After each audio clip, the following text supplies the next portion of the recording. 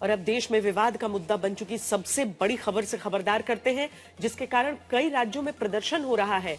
विवाद यूजीसी के नए नियमों का।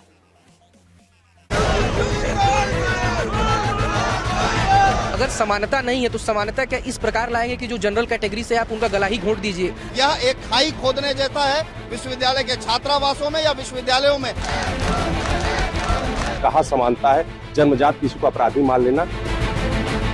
देश को आगे बढ़ाने की बात करते हैं तो वहाँ तो कहीं जाति और धर्म की बात होती नहीं है, सब लोगों को एक समानता की तरफ बात किया है। पहले हिंदू मुसलमान को लड़ाए, अब बैकवर्ड को और सामान को अब हिंदू को लड़ा रहे। है जनरल में शिक्षकों को भी है और जनरल वर्ग से आने वाले छात्रों को भी है। युवा बढ़ जाए और आपस में ही लड़ने लगे, इन सब चीजों के इस कानून को लाया गया है। मैं नहीं बोल रहा हूँ कि यूजीसी को ये नियम रोल बैक कर लेना चाहिए, मैं बस इतना बोल रहा हूँ कि इसमें संशोधन की आवश्यकता है। सवर्ण समाज के साथ इन्होंने हिटलर वाला काम किया है।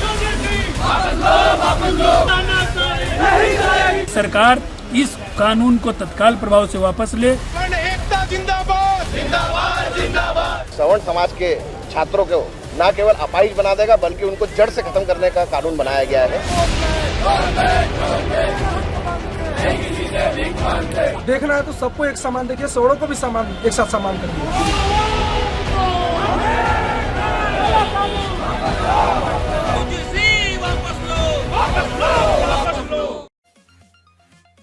एक हफ्ता होने को आ रहा है, देश के हर कॉलेज यूनिवर्सिटी में SC, ST, OBC के खिलाफ भेदभाव को रोकने के लिए बनाए गए यूजीसी के नए नियम के खिलाफ प्रदर्शन बढ़ चुका है।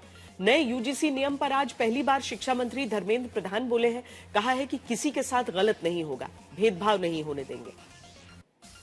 किसी को उत्पीड़न होने नहीं दिया जाए, कोई भेदभाव नहीं होगा, कोई डिस्क्रिमिनेशन के नाम पे किसी को भी मिसयूज करने का अधिकार नहीं रहेगा। इसमें यूजीसी हो, भारत सरकार हो या राज्य सरकार हो, इसकी दायित्व रहेगी। मैं आश्वस्त करता हूँ, उसको जो व्यवस्था हुई है, भारत की कुछ भी व्यवस्था हो, संविधान की परिधि के अंदर होगा। और ये जो विषय आई है, ये तो सुप्रीम कोर्ट की निगरानी में व्यवस्था है। इसमें आश्वस्त मैं फील करना चाहता हूँ, कोई भी किसी के ऊपर भी अत्याचार या किसी को भी भेदभाव नहीं किया जाएगा। इस बीच सरकार के सूत्र कह रहे हैं कि संसदीय समिति की सिफारिशों को यूजीसी के नए नियमों में जगह दी गई है।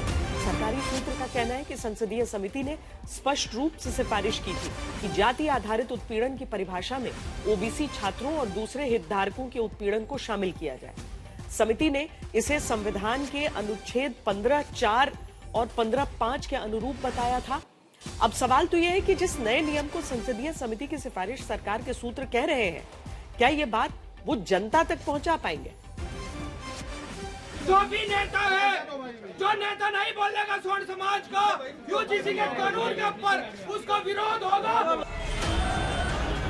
सहारनपुर में ट्रैक्टर से लेकर पैदल तक चलकर सैकड़ों लोग निकलते हैं। डीएम दफ्तर तक यूजीसी के नए नियम के खिलाफ प्रदर्शन करते हैं। हिंदुस्तान के अंदर जब जब क्षत्रिय ने स्वर्ण समाज ने करवट बदली है, हिंदुस्तान की सत्ता डोली है।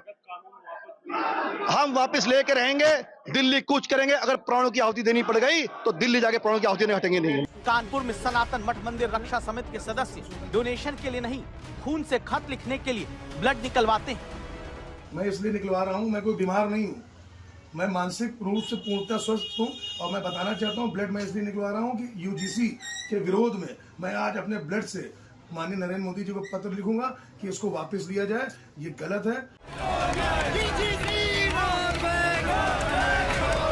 मुख्यमंत्री के जिले गोरखपुर में छात्र बीजेपी सरकार के खिलाफ नारेबाजी करते हैं। सरकार मुर्दाबाद, मुर्दाबाद, सरकार मुर्दाबाद।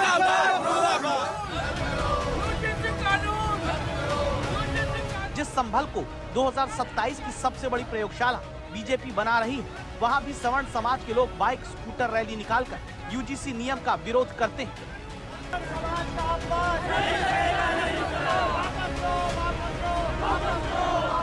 बहराइच में यूजीसी रोल बैक के नारे के साथ परशुराम सेना के सैकड़ों समर्थक निकलते हैं। मोदी तेरी तानाशाही नहीं चलेगी, नहीं चलेगी। वो सीधे कानून पारित कर दे कि हम सवर्णों को पढ़ाई शिक्षा हमको नहीं चाहिए और नहीं करेंगे, और जेल भेजने के बाद उनके भविष्य बर्बाद करने के बाद इससे तरीका क्या होगा और हिंदुओं में लड़ाई लड़ाने से क्या मतलब। जौनपुर में करनी सेना वाले यूजीसी बिल के खिलाफ उतरे तो ऐलान कर दिया, नियम वापस नहीं तो चुनाव में विरोध की पिक्चर जनता दिखा देगी। वापस नहीं लेंगे तो अभी यह ट्रेलर है, इसके बाद इनको रंगीन पिक्चर दिखाएंगे यहाँ से लेके दिल्ली तक।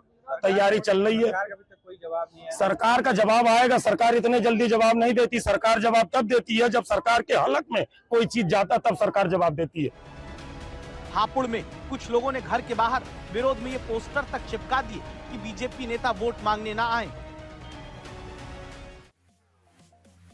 हमने शुरुआत में ही क्यों कहा कि यूजीसी के नए नियम सरकार के लिए इधर कुआं उधर खाई बन सकते हैं, इसकी वजह समझिए।